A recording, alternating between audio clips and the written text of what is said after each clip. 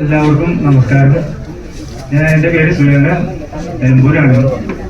പണ്ടൂർ നിലമ്പൂരിന് ഇടയ്ക്കില്ല ഒരു ചെറിയ സ്ഥലത്താണ് പാലവാടം തന്നെ. അപ്പോൾ ഞാൻ വിദേശത്ത് 10-15 വർഷം ദുബായിലായിരുന്നു. ഞാൻ ലീവിന് വന്നതാണ് 2022. അങ്ങനെ പെട്ടെന്നൊരു പുറമേന വന്ന് ഒരുപാട് ഹോസ്പിറ്റലുകളിൽ ഒരുപാട് ഹോസ്പിറ്റലിൽ പോയി.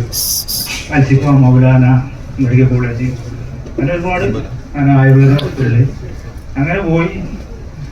ഒന്നൊരു ഭേദം കിട്ടിയില്ല. ലാസ്റ്റ് മഞ്ചേരി മെഡിക്കൽ കോളേജിൽ MRI എടുക്കാൻ പറഞ്ഞു.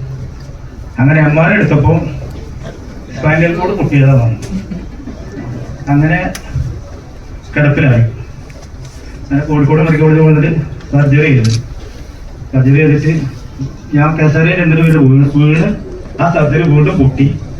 അങ്ങനെ വീണ്ടും ഒരു സർജറി കഴിഞ്ഞു. അങ്ങനെ ആ സർജറി പഴുത്ത് പുറം ആകെ വീണായി, ഒരു ഹോളായി മാറി. അത് പിന്നെ ഇവിടുന്ന് മാറിയില്ല. അപ്പോൾ കോഴിക്കോട് മെഡിക്കൽ വന്ന് ഇവിടെ വടക്കേശ്വരം കൊണ്ടുപോയി, ഞാൻ കോയമ്പത്തൂർ കൊണ്ടുപോയി. അവിടുന്ന് മാറിയില്ല. അങ്ങനെ 1 വർഷം 2 വർഷമായി കിടക്കുന്നു. ഒരു 3 മാസമായിട്ടുള്ളൂ. ഇപ്പം ഞാൻ വീൽ ചെയറിന്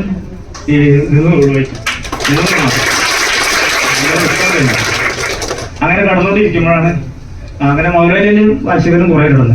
പിന്നെ ലാസ്റ്റ് വീട്ടിൽ തന്നെ കൊടുക്കും. പിന്നെ പാലറ്റീവിലെ സിസ്റ്റർമാരെ വന്ന് കിട്ടിയത് മുറികളൊക്കെ നോക്കിയതും കാര്യങ്ങളൊക്കെ.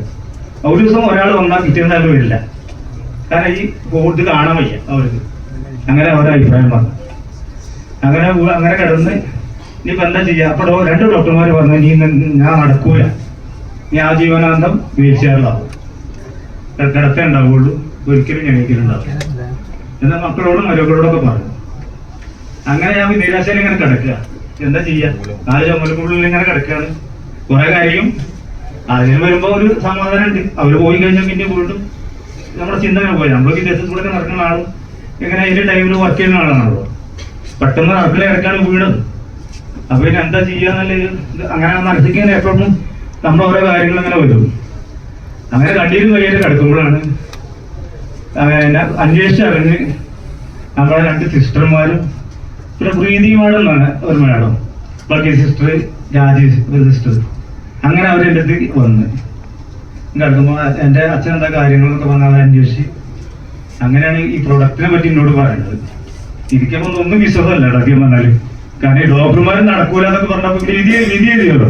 അപ്പം ഇപ്പം ഇങ്ങനെ പ്രൊഡക്റ്റ് നന്നാവുമോ അല്ലെങ്കിൽ ഇതുകൊണ്ട് എന്തെങ്കിലും ഉപകാരം കിട്ടുമെന്നല്ല മുമ്പ് ഒരിക്കലും നമ്മുടെ സാധാരണക്കാരായ നമുക്ക് അത്ര വലിയ ചിന്തയൊന്നുമില്ലല്ലോ, അത്ര വലിയ ബുദ്ധിയൊന്നുമില്ലല്ലോ നമുക്ക്. അപ്പോൾ ഇപ്പോൾ സത്യമാണോ എന്നല്ലേ ഇപ്പം സംശയമില്ലേ? അപ്പം ഞാൻ പറഞ്ഞാൽ ആയിക്കോട്ടെ നമുക്കൊന്ന് നോക്കാം എന്തെങ്കിലും ഞാൻ മനസ്സ് പറഞ്ഞു. അപ്പോൾ വൈഫിന് തന്നെ എന്നും വൈഫിന് ഒരു പേടി വേദന, അവൾക്ക് എപ്പോഴും പേടി വേദന, ഏത് ഡോക്ടറുണ്ടെങ്കിലും മാറുന്നില്ല. അപ്പോൾ അവൾ പറഞ്ഞാൽ എനിക്കും വേണം അത്, ഏട്ടൊന്നും നമുക്ക് നോക്കില്ല. അപ്പോൾ ഞാൻ പറഞ്ഞു അങ്ങനെ 2 പ്രോഡക്റ്റ് കൊണ്ട്, ഒന്ന് വൈഫിൽ ഒന്ന് ഇരിക്കുക. അങ്ങനെ അവർ വിദേശത്താണ് വർക്ക് ചെയ്തപ്പോൾ അവരങ്ങനെ പോവുകയും ചെയ്തു. വൈഫ് ഒരു 5-6 മാസം എൻ്റെ ഇപ്പം നിന്ന് വിസ കെട്ടാനായപ്പോൾ കെട്ടാവുന്ന എഴുതിയപ്പോൾ അവർ പോവുകയും ചെയ്തു. അപ്പോൾ ഈ പ്രോഡക്റ്റും കൊണ്ടുപോയി. അങ്ങനെ ഞാൻ ഈ മാറ്റ് ഇവർ തന്നെ ഈ പ്രോഡക്റ്റ് വാങ്ങി ആ മാറ്റിൽ കിടത്തും. പിന്നെ കുഷിൻ്റെ തലേണയ്ക്ക് ഇതിലുണ്ടല്ലോ അതും വെച്ച് പിന്നെ ഈ ലിസ്റ്റ് ബാൻഡ് കയ്യിൽ കെട്ടും. അവർ പറഞ്ഞ അതേ മെത്തേഡ് തന്നെ രാവിലെ 7-8 മാസം ഇപ്പോഴും കിടക്കണായി തന്നെ ഈ പ്രൊഡക്റ്റ് തന്നെ ഉപയോഗിക്കണം. അവർ പറയുന്ന പോലെ തന്നെ ഉപയോഗിക്കണം കറക്റ്റായിട്ട്. അങ്ങനെ ഈ മുടി കുറച്ചങ്ങനെ നമ്മളെ ഇതായി ഉണങ്ങി ഇങ്ങനെ കുറെ വന്ന്. പിന്നെ ഷുഗർ 450 ഒക്കെ ഷുഗർ. അതാ ഈ വെള്ളം അത് കറക്റ്റ് വയറിന്റെ വെള്ളമാണ് കുടിക്കുന്നത്, അതാ കറക്റ്റ് ഇപ്പോഴും കുടിക്കുന്നത്. അപ്പോൾ ആ ഷുഗർ ഇപ്പം 130. പിന്നെ അതേമാതിരി ആദ്യം ട്യൂബ് കിട്ടിയാലോ യൂറിന് ട്യൂബ് വരും, ആ ട്യൂബിന് ഒഴിവാക്കി സാധാരണ അതേമാതിരി ക്ലിയറായി.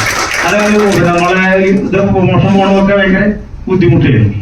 ഈ വെള്ളം കുടിക്കാൻ തുടങ്ങിയപ്പോൾ പിന്നെ അതും സാധാ നോർമലായി. പക്ഷെ നമ്മൾ കണ്ടിന്യൂ ഉപയോഗിക്കണം.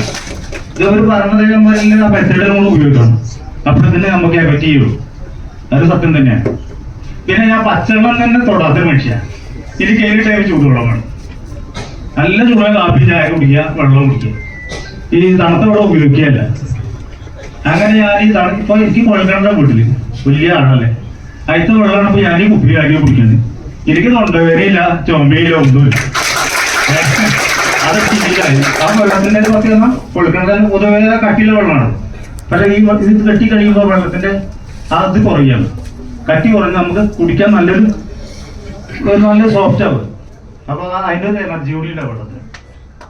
അപ്പൊ എന്താ പറയണേ, ഇതിപ്പോ നമ്മളിങ്ങനെ ഒരു ബിസിനസ് പരമായിട്ടല്ല, സത്യം പറഞ്ഞാൽ സത്യം എന്താ പറയുക പറയുകയാണെങ്കിൽ ഇതിപ്പോ ഇങ്ങനെ കിടപ്പ് രോഗികൾക്ക് നമ്മൾ ഇതിന് പറഞ്ഞു കൊടുക്കണം.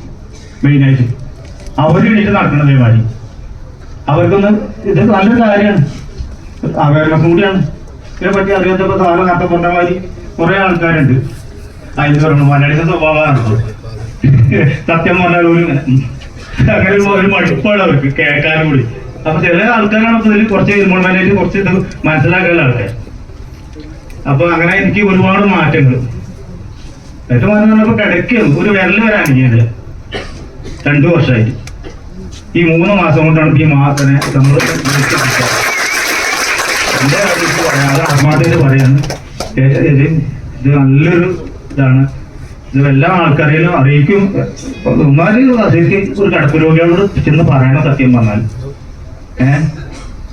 അതെനിക്ക് പറയാനുള്ളത്. എന്റെ അനുഭവം എങ്ങനെയാണ്.